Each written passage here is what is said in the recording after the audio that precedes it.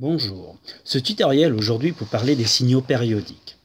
Périodique veut dire que le phénomène se reproduit à intervalles de temps réguliers, par exemple le midi qui arrive chaque jour, ou les saisons ou notre anniversaire qui arrive une fois par an. On va prendre quelque chose qui nous touche un peu plus directement, c'est notre cœur. Le cœur qui bat à intervalles de temps réguliers, enfin il vaut mieux. Pour relever l'activité électrique du cœur, on effectue un électrocardiogramme, ECG. Alors cet ECG qui consiste à mettre plusieurs électrodes sur le corps du patient, reliées à une machine qui va délivrer ce fameux électrocardiogramme. Voici deux exemples d'électrocardiogramme, un au repos et un en activité. Donc celui-là, par exemple, chaque pic va correspondre à un battement du cœur. Donc ça fait boum, boum, boum. Et le deuxième, boum, boum, boum, boum, boum. Il va beaucoup plus vite, il est en activité. Alors on peut voir grâce à ces deux électrocardiogrammes que le cœur bat à des vitesses différentes. On parle de fréquence cardiaque. Alors la définition de la fréquence, petit f, c'est le nombre de fois que le phénomène, donc là nous le cœur qui bat, donc le nombre de fois que le phénomène se produit en une seconde. Son unité est le Hertz. Donc là, on va commencer pour l'électrocardiogramme au repos. À quoi correspond une seconde? Eh bien en fait, le temps, l'échelle temporelle, donc le temps se lit horizontalement. Donc nous avons ici le temps. Alors il faut savoir que les carreaux, chaque carreau s'appelle une division. Et une division sur ces deux électrocardiogrammes correspondent à 400 millisecondes. Donc pour savoir une seconde sur cet électrocardiogramme, il faut faire une division, deux divisions, 2,5 divisions.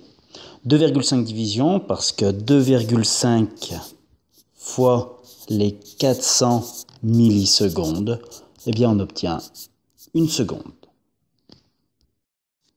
Donc en réalité, même plutôt 1,0 seconde. En réalité, on va regarder le nombre de motifs dans ces 2,5 divisions.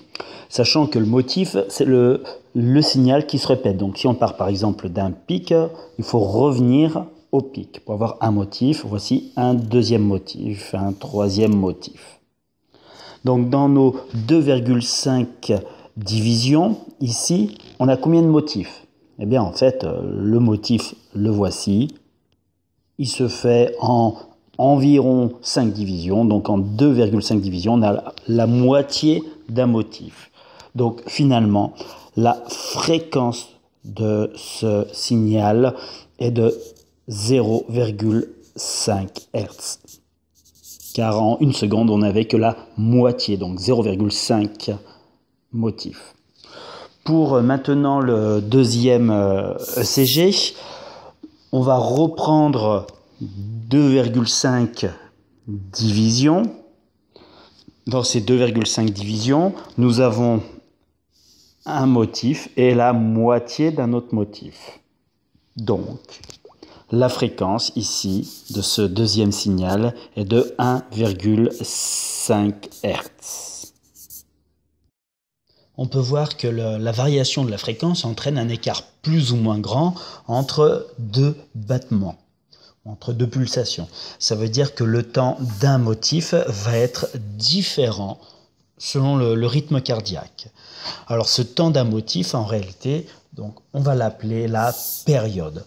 Le symbole de la période, c'est un grand T.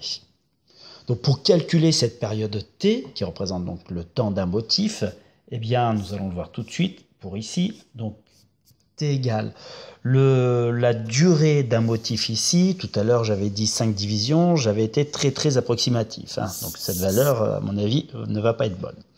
Donc en réalité, si je prends par exemple ce motif, il se fait sur 1, 2, 3, 4, 4,2 divisions. Donc pour le calcul de la période, je prends 4,2 divisions.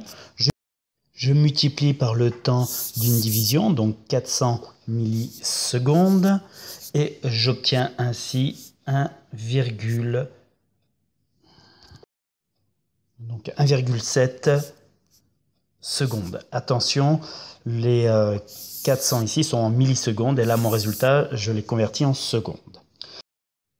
Donc maintenant, pour le deuxième électrocardiogramme, donc le calcul de la période. Alors le motif se fait sur 2 divisions, donc 2 fois les 400 millisecondes, j'obtiens 800 millisecondes.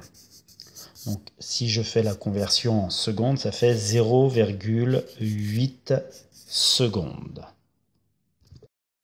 Il existe une relation donc, entre la fréquence petit f et la période grand T, c'est petit f égale 1 sur T. Pour appliquer cette formule mathématique, il faut que la fréquence soit en Hertz et la période T en secondes. Donc pour faire le calcul de l'électrocardiogramme 1 de tout à l'heure, on avait une période T qui était de 1,7 secondes. Donc pour retrouver la fréquence, on applique la formule petit f égale donc 1 sur T. Donc 1 divisé par les 1,7 secondes et on obtient 0,59 Hz.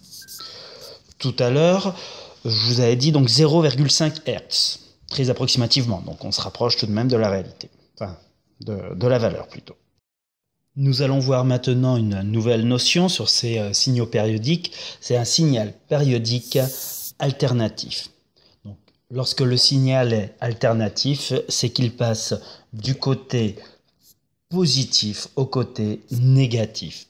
Est-ce le cas ici? Eh bien, effectivement, nous avons bien le signal qui passe du côté positif et vers le bas. Donc, sachant que le 0, c'est lorsque le cœur ne bat pas du tout dans ces parties qui sont horizontales. Donc, on voit bien qu'une partie du signal descend en dessous de 0. Donc, pas du négatif. Nous allons voir maintenant l'amplitude. L'amplitude du signal qui est la valeur maximale atteinte par le signal, mais verticalement. Donc du coup, il va nous falloir définir une échelle, mais cette fois verticale, avec le 0 qui correspond ici, à cette hauteur-là. Et à nouveau, il va nous falloir donner pour une division la correspondance. Alors là, cette fois, pour l'amplitude, l'échelle va être en volts. Donc, une division pour cet électrocardiogramme-là. Donc, une division va correspondre à 1 millivolt. Donc ici, nous avons, si on part de ce repère-là, verticalement, on va monter de 1,3 division, de 1,3 division. Donc pour le calcul de UM égale 1,3 division. Je les multiplie par 1 millivolt et j'obtiens ainsi 1,3 millivolts. Voilà comment calculer l'amplitude du signal. Nous avons donc vu avec un signal alternatif périodique comment mesurer la fréquence f en Hertz, comment mesurer la période t en secondes, voire en millisecondes. On a même pu voir que connaissant soit f soit t, on pouvait calculer l'autre soit avec la formule f égale 1 sur t, soit avec la formule t égale 1 sur f. Les deux sont applicables.